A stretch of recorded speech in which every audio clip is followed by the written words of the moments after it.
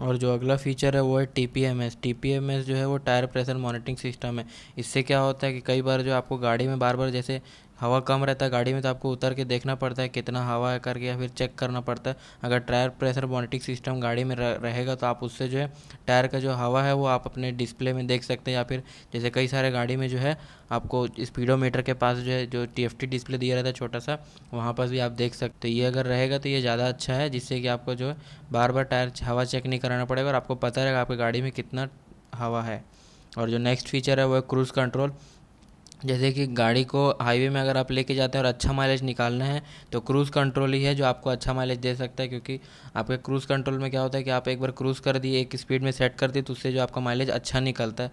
और basic feature ये होना ही चाहिए, कम से कम सेकंड बेस से आ जाना चाहिए। जो मैंने शुरू में बताया इतने प्राइस से चालू, 7 लाख के प्राइस से जो चालू होता है या 7 लाख में जो वेरियंट आता है उसमें फ़ीचर तो होना ही चाहिए क्रूज़ कंट्रोल, इससे बहुत फ़ायदा है।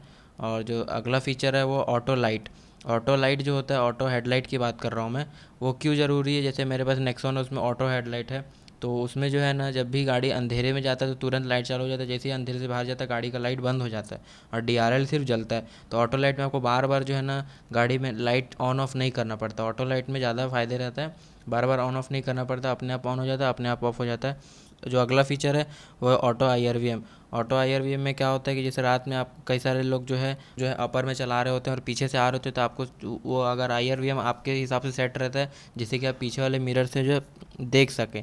और अगर उसमें जो है कोई अपर में आ रहा होता है पीछे से, तो आपको जो है अच्छे से दिखाई नहीं देता, सामने पूरा आँख चमकता है और सामने भी आप नहीं देख पाते। तो ऑटो आईआरवीएम में क्या होता है कि वो ग्रीन ग्रीन कर देता है, जो अपर में चलाता है या डीपर में भी चलाएगा ना, तो पीछे जो लाइट आ रहा होगा उसको ग्रीन कर देता है, जो गाड़ी का लाइट होता है उसको, जिससे कि जो है ड्राइवर को दिक्कत नहीं होता गाड़ी चलाने में।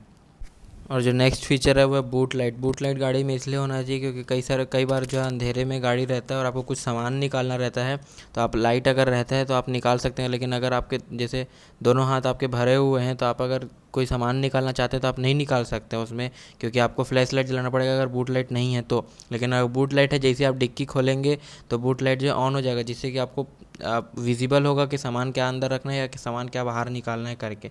कई सारे गाड़ी में बूट लाइट दिया रहता है लेकिन उसमें मैनुअली ऑन करने का रहता है, ऑटो ऑन करने का नहीं रहता है। जैसे एस क्रॉस है उसमें जो है मैनुअली ऑन करना रहता है, लेकिन नेक्सॉन में मैनुअली ऑन नहीं करना पड़ता। जैसे ही गाड़ी अनलॉक होगा, बूट बूट खोलेंगे, तुरंत जो है लाइट ऑन हो जाता है बूट लाइट, जो उससे ज़्यादा ज़्यादा फ़ायदा है। और अगर कंपनी दे रही है बूट लाइट तो उसमें एलईडी दे जो ज़्यादा अच्छा, और ऑटो दे जिससे कि बूट खोलें तो ज़्यादा अच्छा रहे।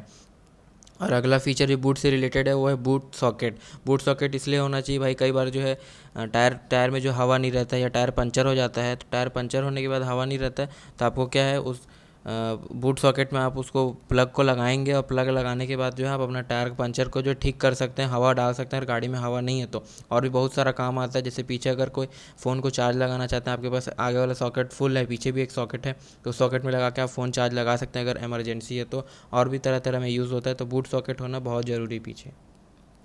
तो बस आज की वीडियो में इतना ही था। आपको वीडियो कैसा लगा हमें कमेंट ज़रूर बताएं, और आपका वीडियो देखने का बहुत बहुत शुक्रिया।